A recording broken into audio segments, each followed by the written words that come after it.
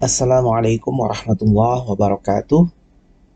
Alhamdulillahi rabbil alamin. Allahumma salli ala Muhammad wa ala ali Muhammad. Kali ini teman-teman aku ingin mereaksi kembali ya salah satu video si Scott orang Indonesia yang membahas tentang nikah mut'ah. Untuk memulai video reaksi kali ini, aku akan mencuplik salah satu video si Scott orang Indonesia pada dua bagian cuplikan ya. Video si Scott ini adalah video yang sama dengan video yang korespon sebelumnya yang membahas tentang nikah mut'ah. Tapi kali ini aku ingin membahas tentang nikah mut'ahnya ya, bukan tentang mut'ah yang berhubungan dengan haji tamattu seperti yang aku bahas di video sebelumnya. Videonya masih di video yang sama ya, yang ini. Kita menuju ke menit 35 ya untuk mendapatkan poinnya. Oke. Ya, di dalam Sahih Bukhari 4725 ya. Dibilang di sini. Telah menceritakan kepada kami Ali, ya, telah menceritakan pada kami Sufyan. Ya, telah berkata Amru, ya, bla bla bla bla bla bla. Keduanya berkata, ketika kami berada dalam suatu pasukan perang, ya, Rasulullah mendatangi kami dan berkata, sesungguhnya, ini enjoy ya, ini coy, sesungguhnya telah diizinkan bagi kalian untuk melakukan nikah mut'ah. Karena itu lakukanlah. Nah, itu yang saya bilang tadi. Itu yang saya. Oke. Kemudian kita pergi ke menit 52. Ya, ini hadisnya ini adalah nomornya 4156. Biar saya bagikan dulu linknya ya kepada teman-teman yang ada di live chat ya, supaya bisa mengecek sendiri, baca sendiri, cek sendiri. Apakah saya ngarang-ngarang atau enggak gitu ya. Coba perhatikan. Sahih Bukhari nomor 4156. Nah, ini hadis yang ditunjukkannya ini adalah hadis yang berhubungan dengan haji tamattu ya. Mut'ah yang berhubungan dengan haji tamattu, bukan berhubungan dengan nikah mut'ah. Nah, ini koplaknya dia ya. Oke, kita lanjut ya. Ini babnya surat Al-Baqarah ayat 196. Nah, apa yang dikatakan sini ya? Telah menceritakan kepada kami Musadad bla bla bla kepada Abu Raja dari Imran Husain ya. Imran Bu Husain ya, berkata ayat mut'ah ya dalam kurung menggabungkan haji dan umrah telah diturunkan dalam kitabullah, artinya di dalam Al-Quran ya. Maka kami pun melaksanakannya bersama Rasulullah dan Al-Quran tidak menurunkan ayat yang mengharamkannya. Nah, terus beliau ya, beliau ini siapa? Muhammad ya. Beliau pun tidak melarangnya hingga beliau wafat. Ya, sehingga seseorang dapat berbicara apa yang dia kehendaki menurut pendapatnya. Nah, itu artinya kan Oke ya. Kita udah dapat dua cuplikan video dari video si Scott ini ya. Apakah nikah mut'ah itu ya? Nikah mut'ah adalah suatu pernikahan di mana seorang laki-laki menikahi seorang perempuan dengan memberikan harta tertentu atau sejumlah harta tertentu yang lamanya terikat jangka waktu tertentu. Pernikahan ini akan berakhir sesuai dengan batas waktu yang telah disepakati bersama, tanpa tolak, tanpa kewajiban memberi nafkah atau tempat tinggal kepada si perempuan, dan tanpa adanya saling mewarisi antara kedua belah pihak. Oke, ada beberapa hadis yang bisa menjelaskan bagaimana status nikah mut'ah ini semasa hidup Rasulullah Shallallahu Alaihi Wasallam dan bagaimana statusnya setelah beliau wafat sampai saat ini dan sampai hari kiamat ya. Dalam hal ini aku akan lebih menampilkan dan membacakan hadis-hadis riwayat Imam Muslim ya, karena di hadis-hadisnya Imam Muslim ini disusun dengan lebih teratur sesuai topiknya ya. Hadis-hadis sahih berikut ini insya Allah akan menjawab semua pertanyaan inti yang diajukan oleh si Scott di dalam videonya. Tapi sebelumnya aku akan menjelaskan sedikit bahwa dalam ilmu Al-Quran dan hadis ada istilah nasikh mansukh yang merupakan bagian dari istilah nasakh ya. Secara etimologi, nasakh artinya adalah menghilangkan atau bisa juga berarti memindahkan sesuatu dari satu tempat ke tempat yang lain. Sedangkan secara terminologi, nasakh itu adalah menghapus suatu hukum syar'i dengan khitab syar'i. Sedangkan nasih itu artinya adalah yang menghapus hukum syar'i atau sebagai subjek yang dalam hal ini adalah berupa ayat yang menasakh ya atau yang menghapus. Sementara mansukh artinya adalah hukum yang dihapus atau objek yang dalam hal ini adalah berupa ayat yang dinasakh. Dasar hukum dari nasakh tersebut adalah firman Allah di dalam surat Al-Baqarah ayat 106 dan surat An-Nahl ayat 101. Ini surat Al-Baqarah ayat 106 ya, aku bacakan terjemahannya. Ayat yang kami batalkan atau kami hilangkan dari ingatan, pasti kami ganti dengan yang lebih baik atau yang sebanding dengannya. Tidakkah kamu tahu bahwa Allah Maha Kuasa atas segala sesuatu? Nah, kemudian juga ada di surat An-Nahl ayat 101. Aku bacakan terjemahannya ya. Dan apabila kami mengganti suatu ayat dengan ayat yang lain, dan Allah lebih mengetahui apa yang diturunkannya, mereka berkata, sesungguhnya engkau Muhammad hanya mengada-gada saja. Sebenarnya kebanyakan mereka tidak mengetahui. Oke, jelas ya. Berdasarkan subjek dan objek yang terlibat, nasakh dibagi menjadi 4 macam, yaitu 1. Menasakh ayat Al-Quran dengan ayat Al-Quran lainnya. 2. Menasakh ayat Al-Quran dengan as-sunnah atau hadis ya. Dalam hal ini adalah hadis ahad dan mutawatir. Ada khilafiyah dari kalangan ulama ya tentang bolehnya menasakh Al-Quran dengan as-sunnah. Tapi aku tidak akan lebih jauh menjelaskannya soal itu di sini ya. Ketiga, menasakh as-sunnah atau hadis dengan Al-Quran. Keempat, menasakh as-sunnah dengan as-sunnah atau hadis dengan hadis, yaitu menasakh hadis mutawatir dengan hadis mutawatir. Atau menasakh hadis ahad dengan hadis ahad, dan boleh juga menasakh hadis ahad dengan hadis mutawatir. Nah, sekarang kita akan masuk ke hadis-hadis yang berkenaan atau berhubungan dengan topik bahasan di video kita kali ini ya. Sebenarnya dari judul bab ini aja kita sudah bisa tahu jawaban dari pertanyaan-pertanyaan yang diajukan. Tapi aku akan tetap membacakan beberapa hadis dari kitab Sahih Muslim yang membahas tentang nikah mut'ah ini ya.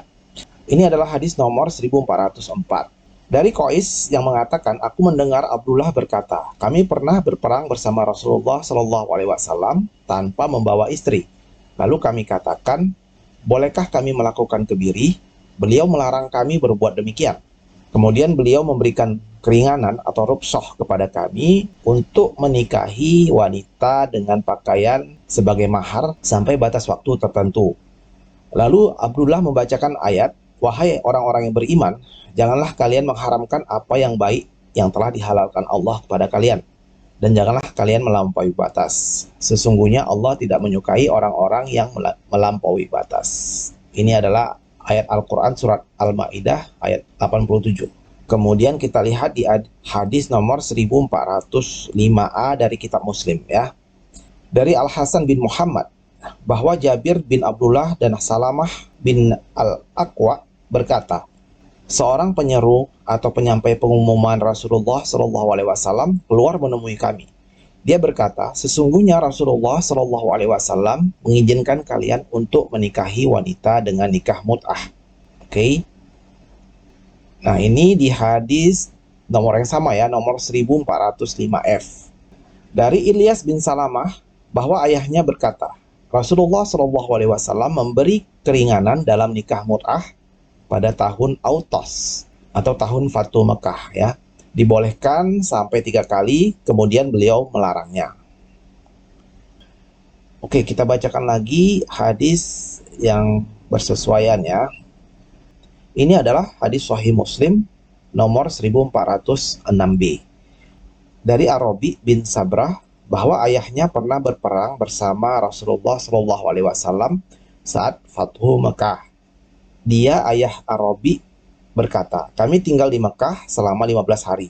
Rasulullah SAW mengizinkan kami menikahi wanita dengan cara mut'ah.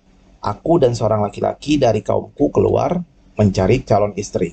Oke, dan seterusnya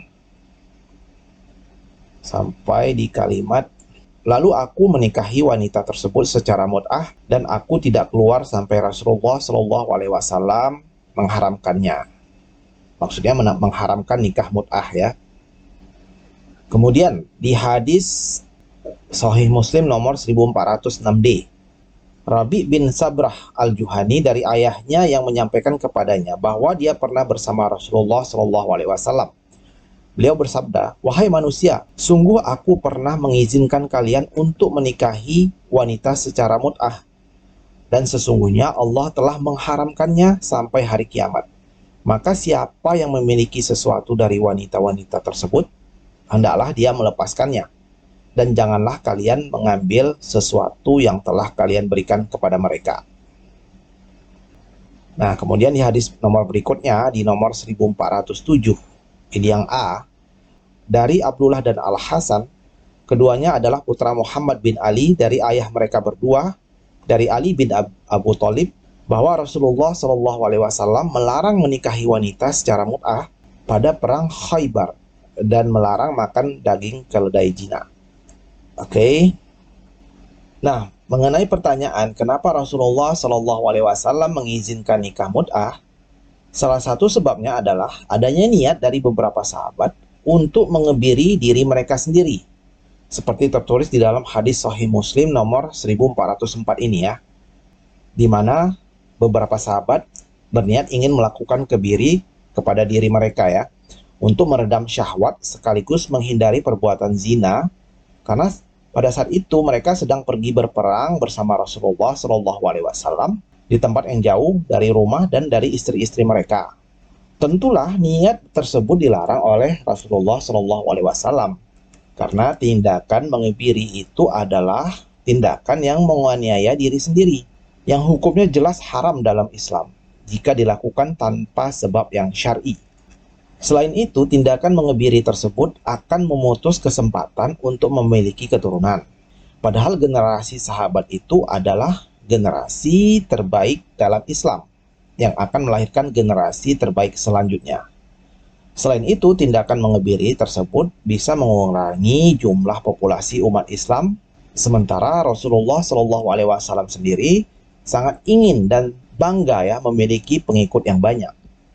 Karena dasar alasan itulah Rasulullah Shallallahu Alaihi Wasallam kemudian memberikan rukhsah atau keringanan dengan mengizinkan para sahabat saat itu untuk melakukan nikah mut'ah. Oke. Nah, mengenai pertanyaan apakah ada pembatalan terhadap ayat Al-Quran surat Al-Ma'idah 87? Tentu jawabannya adalah tidak ada, karena nikah mut'ah tersebut pada akhirnya dilarang oleh Rasulullah Shallallahu Alaihi Wasallam sebelum beliau wafat ya. Walaupun nikah mut'ah ini memang sudah dinasah 2 kali.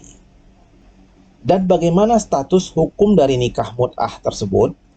Statusnya adalah haram selamanya sampai hari kiamat, karena sudah dinasah untuk kedua kalinya dengan pengharaman oleh Rasulullah Shallallahu Alaihi Wasallam sebelum beliau wafat.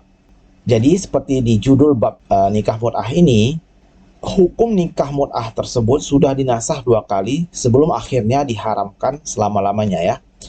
Mengenai kapan tepatnya terakhir kali waktu penetapan pengharaman tersebut terjadi, para ulama berselisih paham tentang hal itu. Tapi hal itu tidak terlalu penting lagi karena pengharamannya terjadi di masa Rasulullah SAW masih hidup dan berlaku sampai sekarang dan sampai seterusnya sampai hari kiamat. Oke? Dan kalau ada bagian dari umat yang mengaku sebagai umat Islam yang masih menghalalkan nikah mut'ah, hal itu jelas menyelisihi hadis Nabi SAW. Dan kalau mereka tetap melaksanakannya, berarti mereka sudah melakukan dosa zina. Sementara dosa zina adalah salah satu dosa yang besar ya. Dan mengenai ucapan si Sekot orang Indonesia yang mengatakan kalau Rasulullah SAW tidak pernah mengharamkan nikah mut'ah sampai beliau wafat, itu cuma karena semangat dia untuk pamer kebahlulan aja di YouTube ya. Karena dia tidak paham dengan apa yang diomongkannya, seperti yang aku paparkan dalam videoku sebelumnya. Silahkan disaksikan bagi yang belum menyaksikan video yang sebelumnya ya. mengenai pertanyaan apakah ajaran nikah mut'ah ini ada pada nabi-nabi sebelumnya di kitab Taurat, aku tidak berminat untuk menjawabnya ya, karena yang ditanya ini di kitab Taurat. Ini kitab Taurat yang mana gitu? Apakah maksudnya kitab Taurat yang ada di dalam Bible Perjanjian Lama itu ya? Kalau aku tidak akan berhujah dengan kitab seperti itu ya, karena Allah sendiri sudah mengatakan dalam Al-Quran, kemudian Rasulullah juga sudah mengatakan dalam hadis bahwa Bani Israel sebagai kaum yang dimana kitab Taurat itu diturunkan, sudah merubah-rubah isi kitab Taurat tersebut ya, dan sampai sekarang kita tidak tahu mana kitab Taurat yang sebenarnya ya. Dan kalau dibilang yang ada di Perjanjian Lama itu adalah kitab Taurat, ya aku tidak bisa mempercayainya ya, dan sehingga aku tidak bisa berhujah atau berpegang kepada isi Perjanjian Lama tersebut. Gimana aku bisa percaya kepada kitab yang isinya mengatakan bahwa Tuhan harus bergulat dengan ciptaannya ya, dalam hal ini Yakub, dan kalah pula gitu.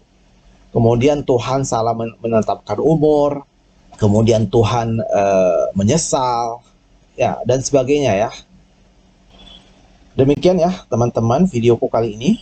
Semoga bermanfaat dalam menambah wawasan kita tentang Islam, sekaligus bermanfaat untuk membentengi iman Islam kita dari usaha-usaha pendangkalan dan penyesatan yang dilakukan secara terus-menerus oleh roh-roh penyesat dari umat sebelah ya. Jangan lupa untuk dukung terus channel-channel Muslim, termasuk channelku ini ya. Terima kasih. Wallahu a'lam bishawab. Wassalamualaikum warahmatullahi wabarakatuh.